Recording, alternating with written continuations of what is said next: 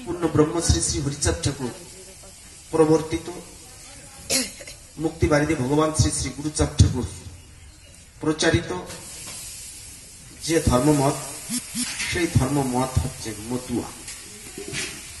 মতুয়া ধর্ম বা সূক্ষ্ম সনাতন ধর্ম। জানাই লয়ে জগৎ ভরি। সূক্ষ্ম সনাতন ধর্ম কি আমাদের সেইটা আগে জানতে হবে। তাহলে গোসাই বাবাজি বলে গেছেন,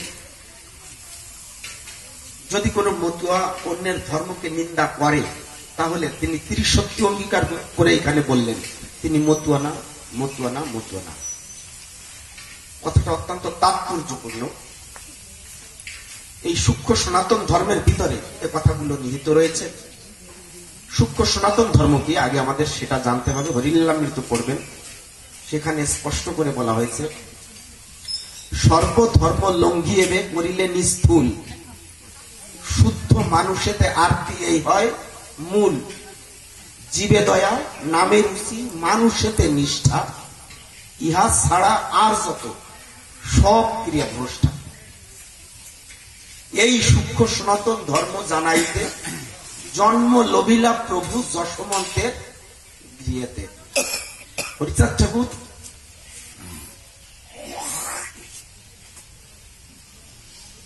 জানানোর জন্য এসেছেন। গৌর সুন্দর বলেছিলেন, জীবে দয়া নামে রুচি বৈষ্ণব সেবন, ইহা হইতে ধর্ম আর নাহি সনাতন। কথাটা কিন্তু একটু লক্ষ্য করে বুঝবেন। তার কারণ গৌরাঙ্গ মহাপ্রভু যে মতপথ নিয়ে আসছিলেন, এরপরে আমার হরিচাঁদ ঠাকুরের অবতারের উদ্দেশ্য ছিল কি, কারণ ছিল কি। যদি সমস্ত কিছু গৌর সুন্দর দিয়ে যেতেন তাহলে আরেকজন অবতারের প্রয়োজন ছিল না। কি কারণে আসলেন আপনাকে একটু বুঝতে হবে। গৌর সুন্দর বললেন, জীবে দয়া নামে রুচি বৈষ্ণব সেবন, ইহা হইতে ধর্ম আর নাহি সনাতন। সনাতনকে বলতেছে এরপরে আর কোন ধর্ম নাই। আর হরিচাঁদ ঠাকুর সেখানে এসে বললেন মানুষেতে নিষ্ঠা। বৈষ্ণব হতে হলে তার কিছু গুণ থাকতে হবে। যেমন কি ত্রিনাদপি শুনিচ্ছেন তরুরিব সহিষ্ণুনা অমানি না মানদেন কীর্তনিয়া সদাহরি। যার ভিতরে এই গুণগুলো আছে তিনি একজন বৈষ্ণব।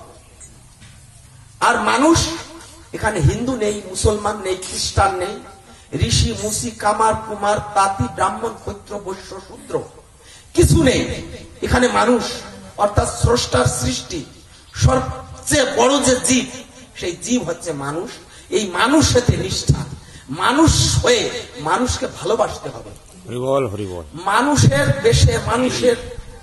বেশে সর্বত্র বিরাজ করে দয়াল ভগবান।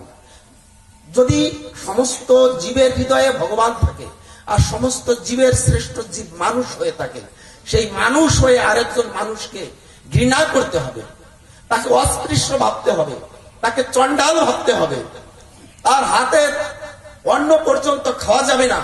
সে রাস্তা দিয়ে হাঁটলে তার ওই পায়ের ছাপ যদি কেউ পাড়ায় তাহলেও তাকে আবার স্নান করতে হবে। এটা তো কোনো ধর্ম হতে পারে না। গীতায় ভগবান বললেন, পরিত্রাণায় সাধুনাং বিনাশায় চ দুষ্কৃতাম ধর্ম সংস্থাপনার্থায় সম্ভবামি যুগে যুগে। এই শ্লোকটি শ্রী শ্রী হরি লীলামৃতেও আছে না? পরিত্রাণায় সাধুনাং বিনাশায় চ দুষ্কৃতাম ধর্ম সংস্থাপনার্থায় সম্ভবামি যুগে যুগে। ভগবান এই জগতের তিনটি উদ্দেশ্যে সফল করার জন্য আবির্ভূত হন। কি? সাধুদের পরিত্রাণের জন্য, দুষ্টদের বিনাশের জন্য, আর নূতন করে একটি ধর্ম মত পথ প্রতিষ্ঠা করার জন্য। সংস্কার করার জন্য না, প্রতিষ্ঠা করার জন্য তিনি আবির্ভূত হন। এমন কি হয়েছিল যে হরিচাঁদ ঠাকুরের আবার আবির্ভাব হতে হলো?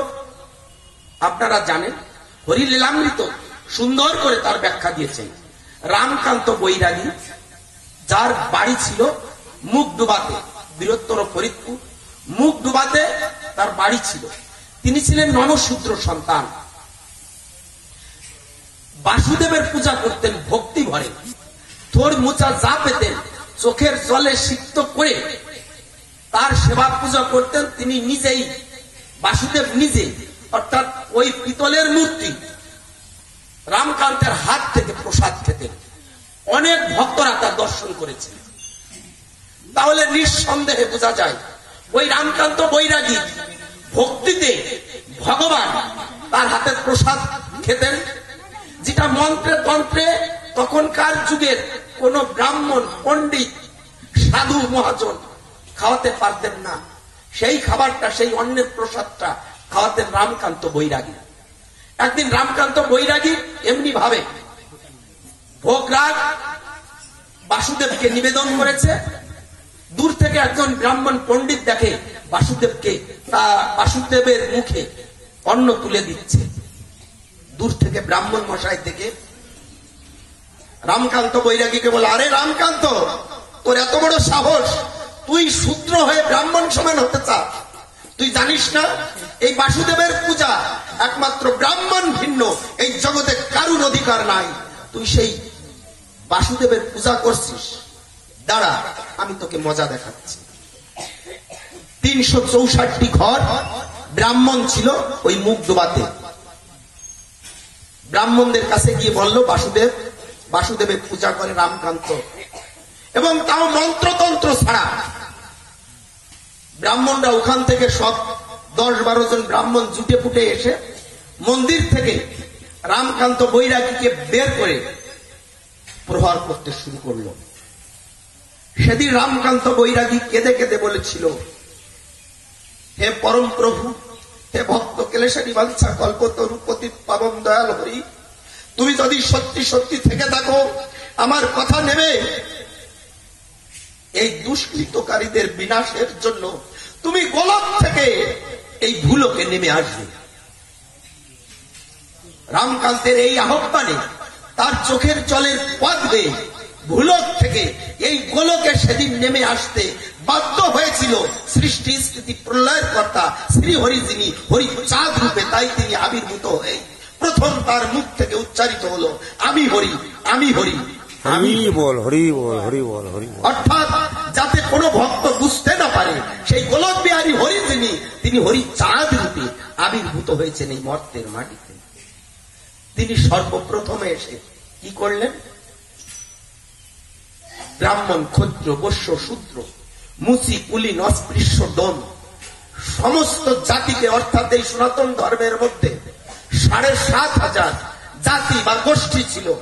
এই 7,500 জাতিকে, গোষ্ঠীকে তিনি একটি জায়গায়, একটি প্ল্যাটফর্মে তিনি এনে বললেন, তোমাদের এই 7,000 জাতির মধ্যে বহু অবতার, বহু ভগবান এসেছে ব্রাহ্মণ্যবাদ, গুরুবাদ, সুত মার্গ, যা এই জাতিকে খণ্ড খণ্ড করে ফেলেছে।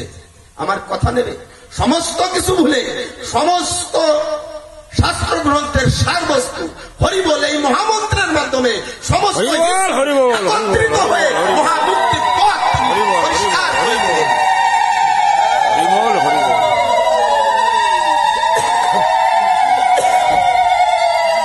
তাই দেখবেন যারা কৃষ্ণ ভক্ত তারাও বলবে রাধা কৃষ্ণে হরিধ্বনি বলো, অর্থাৎ যিনি গৌর ভক্ত তিনিও বলবেন তাই গৌর প্রীতে হরিধ্বনি বলো। যিনি কালী ভক্ত তিনিও বলবেন কালী, দুর্গা, শিব প্রতি প্রীতে হরিধ্বনি বলো। কেন? এই হরিবল মহামন্ত্রের মাধ্যমে আমার হরিচাঁদ ঠাকুর যিনি এই সমস্ত সনাতন পন্থীকে, সমস্ত হিন্দুকে একটি প্ল্যাটফর্মে আনলেন। হরিবল, হরিবল, ঠিক। যা এখনো পর্যন্ত সনাতন ধর্মে আর কোন অবতার মহাপুরুষ কেউ বলেননি। দুষ্কৃতকারীকে বিনাশ করলেন কেমন ভাবে? দুষ্কৃতকারী কারা ছিল?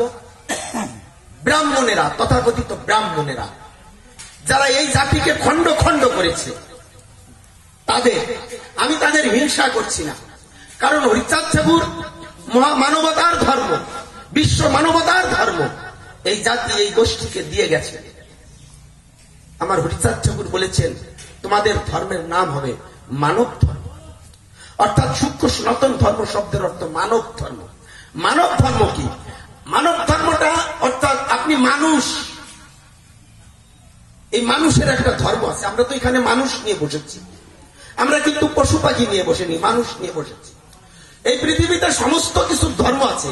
হরিচাঁদ ঠাকুর বললেন কাহারও ধর্ম নিন্দা করিবে না। ইনি বলেন নাই যে মুসলমান ধর্ম, খ্রিস্টান ধর্ম, হিন্দু ধর্ম, জৈন ধর্ম, শিখ ধর্ম নিন্দা করিবে না, তা না। হরিচাঁদ ঠাকুর অত ছোট না। আমরা হরিচাঁদ ঠাকুর, গুরুচাঁদ ঠাকুরকে যত বড় ভাবি, হরিচাঁদ গুরুচাঁদ অত ছোট না। অর্থাৎ আমরা ওখানে পৌঁছাতে পারি না। কাহারও ধর্ম নিন্দা করিবে না। এই পৃথিবীর বুকে সমস্ত জীবের এক একটা ধর্ম আছে। আম গাছের ধর্ম আছে। আম গাছে কখনো কাঁঠাল হবে? তাহলে আম গাছের ধর্ম আছে। সূর্যের ধর্ম এসেছে আলো দেয়, তাপ দেয়। যদি ওই সূর্য আলো এবং তাপ না দিত, সূর্যের ধর্ম থাকতো না। জলের ধর্ম আছে। জলের ধর্ম কি? তৃষ্ণা নিবারণ করা। আপনি জল খেলে আপনার তৃষ্ণা নিবারণ হবে। নামের পার্থক্য থাকতে পারে, কেউ জল বলতেছে, কেউ ওয়াটার বলতেছে, কেউ বাড়ি বলতেছে, কেউ পানি বলতেছে, কিন্তু সে তৃষ্ণা নিবারণ করতেছে। ওই জলের ধর্ম হচ্ছে তৃষ্ণা নিবারণ করা। কুকুরের ধর্ম ঘেউ ঘেউ করা, হিংসা করা। মানুষেরও তদ্রূপ একটি ধর্ম আছে। হরিচাঁদ ঠাকুর বলেছে সেই ধর্ম, প্রত্যেক জীবের ধর্মের কথা বলেছে। মানুষের ধর্ম কি? মানুষের ধর্ম হচ্ছে মনুষ্যত্ব লাভ করা। মনুষ্যত্ব যদি না থাকে তাহলে তাকে মানুষ বলা যাবে না। পশু পশুর ধর্ম নিয়ে জন্মায়, বৃক্ষ বৃক্ষের ধর্ম নিয়ে জন্মায়। এই পৃথিবীতে যার যার ধর্ম নিয়ে নিয়ে জন্মায়, কিন্তু মানুষ তার ধর্ম নিয়ে জন্মায় না। মানুষের ধর্ম তাকে অর্জন করতে হয়। কেমন ভাবে? হরিচাঁদ ঠাকুর দ্বাদশ আজ্ঞা দিলেন, এটা মানুষ হবার ধর্ম। এখানে নেই হিন্দু, মুসলমান, খ্রিস্টান, বৌদ্ধ, জৈন, শিখ। অলওয়েজ স্পিক দ্য ট্রুথ, সদা সত্য কথা বলিবে। প্রথম আজ্ঞা, সদা সত্য কথা বলিবে। আচ্ছা, মুসলমানরা কি বলে? বলছে না, সদা মিথ্যা কথা বলবে। খ্রিস্টানরা বলে মিথ্যা কথা বলবে, জৈনরা বলে মিথ্যা কথা বলবে। অর্থাৎ এই পৃথিবীতে ভগবানের কথা কোনটা? পৃথিবীর সমস্ত মানুষ যে কথাকে স্বীকার করে সেইটা হচ্ছে ভগবানের কথা। উনি বললেন সদা সত্য কথা বলিবে। দ্বিতীয় আজ্ঞা কি? পর স্ত্রীকে মাতৃজ্ঞান করিবে। পর স্ত্রীকে মাতৃজ্ঞান করিবে। এই বিশ্বের বুকে যত হানাহানি, যত কাটাকাটি, যত রক্তপাত ঘটেছে, পর নারীকে মাতৃজ্ঞান না করার কারণে ঘটেছে, এখনো ঘটছে। আমার হরিচাঁদ ঠাকুর আরো 209 বছর আগে আবির্ভূত হয়েছিলেন। তার বয়স যখন 8 বছর, তখন থেকে তিনি ধর্ম প্রচার করছেন। এর আগেও যখন হামাগুড়ি দিয়ে হাঁটতেন, তখনও দেখবেন হরিল্লামৃত আছে। বৈষ্ণবদের যে সমস্ত ঝোলা টোলা ছিল, এগুলো ইদিক উদিক সরাই ফেলত। কিন্তু যশোমন্ত ঠাকুর আসলে তার পায়ে প্রণাম করত। অন্যান্য বৈষ্ণবদের ওই যে ঝোলা ছিল, ওই ঝোলাগুলো ফেলে ফেলে দিত। তার মানে কি? প্রকৃত বৈষ্ণব যিনি, আমার হরিচাঁদ ঠাকুর, তাকে ঘৃণা করেন নাই, তার বিরোধিতা করেন নাই। আর বৈষ্ণবের খুঁটিনাটি করিতে খণ্ডন, বৈষ্ণবের মধ্যে যে খুঁটিনাটি ছিল সেই বৈষ্ণবদের উনি অবজ্ঞা করেছেন, অসম্মান করেছেন, অমর্যাদা করেছেন। যাই হোক, যে কথা বলতে গেলাম, যে পর স্ত্রীকে মাতৃজ্ঞান করিবে, এত সুন্দর কথা পৃথিবীর বুকে আর কোন অবতার মহাপুরুষ বলেছে আমি জানি না। বৈষ্ণব ধর্মের সাথে মধ্য ধর্মের পার্থক্য কিছু আছে। যেমন বৈষ্ণব ধর্ম পরকীয়া সাধনের কথা আছে, পরকীয়া সাধনের কথা আছে, কিন্তু মতুয়ার ভাবধারায় পরকীয় সাধন আছে না, নেই। সেখানে বলেছে এক নারী ব্রহ্মচারী গুসাইতে বেরিছা। আমার হরিচাঁদ ঠাকুর এক নারীতে ব্রহ্মচারীর কথা বলেছেন, অন্য নারীতে মাতৃজ্ঞানের কথা বলেছেন। কেন? আজ সমাজে আপনি দেখবেন পর নারী, পরপতি, পরসতী স্পর্শ না করিবে, না ডাকো হরিকে হরি, তোমাকে ডাকিবে শ্রী শ্রী হরি লীলাম। কত সুন্দর কথা বললেন।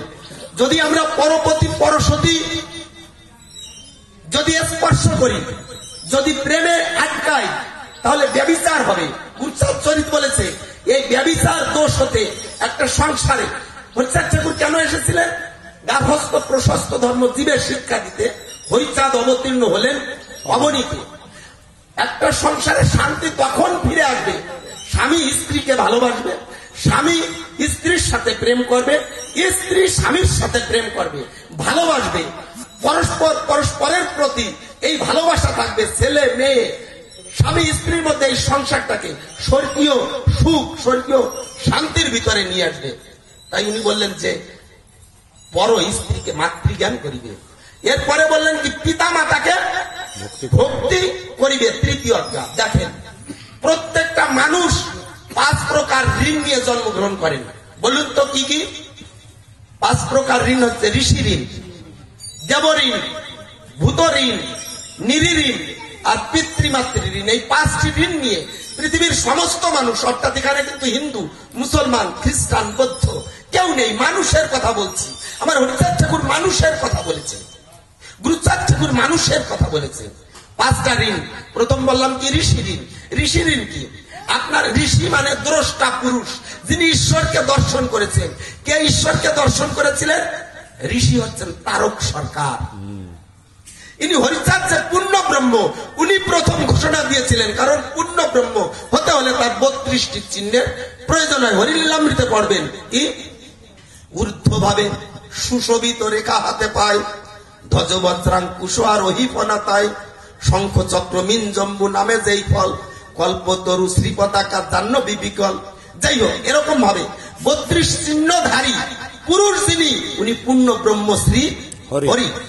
তাহলে হরিচাঁদ ঠাকুর তারক সরকারের কাছে কেন ঋণী? উনি যে পূর্ণ ব্রহ্ম হরি, হরিচাঁদ রূপে এসেছিলেন, এ ঘোষণা দিয়েছিলেন তারক সরকার। অর্থাৎ উনি হচ্ছেন ঋষি। এই ঋষির কাছে আমরা আছি ঋণী। ঋষিকে হযরত মুহাম্মদ, উনি যে আল্লাহর দোস্ত, উনি এই বিশ্ববাসীকে এসে বলেছিলেন, হ্যাঁ ঈশ্বর বা সৃষ্টিকর্তার দোস্ত হয়ে আমি এসেছি, আমার কথা নেবে, আমার কথা মতন যদি কেউ চলো তাহলে আল্লাহর কৃপা লাভ করবে। তাহলে ওই মোহাম্মদ দেখবেন ওরা নামাজ শেষে বলে যে সর্বোচ্চ স্থানটি দান করো তুমি মুহাম্মদকে। আপনি লীলামৃত সবচেয়ে মানে বন্দনা পড়ে বলবেন, দাস করি তারকেরে করো আত্মসাৎ, দাস করি তারকেরে করো আত্মসাৎ। অর্থাৎ তারক আপনার ঋষি। তাই আপনি জয় ডঙ্কা নিশান বাজাতে বাজাতে জয়পুর যান, ওই মানুষটির কাছে আপনি ঋণী। তাই ঋষি ঋণ, এরপরে ভূত ঋণ, নিরি ঋণ, পিতৃমাতৃ ঋণ। আমি যে কথাটা বলতে যাবো এই ব্যাখ্যা করতে গেলে অনেক সময় লাগবে। আমাকে হয়তো একটু সময় দিয়েছেন, আমি মূল জিস্ট যে কথাটা তাই বলবো। যে পিতৃমাতৃ ঋণ, পিতামাতার কাছে আমরা ঋণী আছি। এই জগতে সমস্ত মানুষ পিতামাতার কাছে ঋণী থাকে। আমরা ঈশ্বরকে দেখি নাই, সৃষ্টিকর্তাকে দেখি নাই, কিন্তু আমি মনে করি এবং আমার হরিচাঁদ ঠাকুর, গুরুচাঁদ ঠাকুর যে কথা বলেছেন, জীবন্ত দেবতা তব পিতামাতা ওই পুজো তাদের, তোমরা এই কথা কই, এর চেয়ে বড় দেবতা নাই, বুঝিবে তাদের আমি পুষ্পতে সদাই। এর চেয়ে ভালো কথা কেউ বলেন নাই। গীতাতে ভগবান শ্রীকৃষ্ণ অর্জুনকে লক্ষ্য করে বলছে, অর্জুন আমার কথা নেবে। গীতায় 18টি অধ্যায় আছে, 18টি যোগের কথা আছে। সর্বশেষ যে যোগটি, যে অধ্যায়টি, ওই অধ্যায়টি হচ্ছে মোক্ষ যোগ। মোক্ষ যোগে বলা হয়েছে মন্মনা ভবমদ ভক্ত মদ জাজিমাং নমস্কুরু মামেব যশস্বী সত্যন্তে প্রতিদানে প্রিয় সিমে সর্বধর্মায়ন পরিত্যাজ্য মামেকং শরণং ব্রজ অহং তাং সর্ব পাপেভ্যো মোক্ষ ঈশানী মাসুচ। আর ঠিক ওখানে দাঁড়িয়ে আমার হরিচাঁদ ঠাকুর বললেন, যদি পিতামাতাকে কেউ ভক্তি করে তাহলে আমার সেবা পুজো লাগে না, আমাকে আত্মসমর্পণ করার প্রয়োজন নেই। সৃষ্টিকর্তা তোমার পিতামাতা, তাকে তুমি যদি বচনা করো তাহলে আমি তুষ্ট হব। অথচ আমার এই সমাজে, এই মানব সমাজে সবচেয়ে বেশি অবহেলিত, লাঞ্ছিত, বঞ্চিত আপনার ঘরের প্যারালাইজডে পড়া পিতা এবং মাতা। এখানে হয়তো আমরা অনেকে উপস্থিত হতে হয়েছি এরকম, আমার স্বামী অসুস্থ, আমার বাবা অসুস্থ, আমার মা অসুস্থ, তার সেবা পূজা না করে আমি গুরুদেবের বাড়িতে এসেছি, অথবা হরিসভায় এসেছি, অথবা নামযজ্ঞ শুনতে গিয়েছি। আপনাদের কাছে আমি প্রশ্ন করি, বলুন তো ওই নামযজ্ঞ আপনাকে কি দিতে পারে? ওই গুরুদেব আপনাকে কি দিতে পারে? ওই হরিসভা আপনাকে কি দিতে পারে? আপনাকে কিছুই দিতে পারে না। কিছুই দিতে পারে না। আমাদের সমাজে গুরু হয়েছে, গুরু বলতেছে যে গুরু কিন্তু ভগবান, তোমরা গুরু সেবা পুজো করলে সব হয়ে যাবে। আমি শাস্ত্র পড়ার চেষ্টা করেছি, শাস্ত্র পড়ে দেখলাম যে মূলত গুরু কে। হরিচাঁদের মতটা আমি পরে বলবো। মাতা গুরু, পিতা গুরু, গুরু হন পতি। পতি মানে স্বামী। মাতা গুরু, পিতা গুরু, গুরু হন পতি। গুরু বিনে এই সংসারে নাই অন্য গতি। গুরুকে মনুষ্য জ্ঞান না করো কখনো, গুরু নিন্দা কর্ণে কবু না করো শ্রবণ। কৃষ্ণ রুষ্ট হলে গুরু রাখিবারে পারে, গুরু রুষ্টে কৃষ্ণ কবু না রাখে তাহারে। হেন গুরুর পাদ পদ্মে যার নিষ্ঠা ভক্তি, জগৎ তরিতে সে ধরে মহাশক্তি। জগৎ তরিতে সে মহাশক্তি ধরবে। কার কার পুজো করতে হবে? পিতা, মাতা এবং স্বামী। এই তিনজন হচ্ছে গুরু। অথচ একজন দীক্ষা গুরু গলায় মালা নিয়ে, হাতে জপমালা নিয়ে, দাদার সঙ্গে তিলক ফোঁটা কেটে, গলা গেরুয়া বসন পরে এসে বলল, কি বলছে, বাবা তোমার নাম কি? আমি বললাম, বলছে আমার নাম সুবল চন্দ্র রায়। বাবা ওটা তো তোমার জন্মগত নাম, আমার কাছ থেকে দীক্ষা নেবে, তোমার কানে মন্ত্র দেব, আজ থেকে তোমার নতুন একটা নাম হবে, তুমি কৃষ্ণ দাস, গৌর দাস, এ দাস, সে দাস। আপনি বলুন তো, এই দাসে হবে না। আমার মা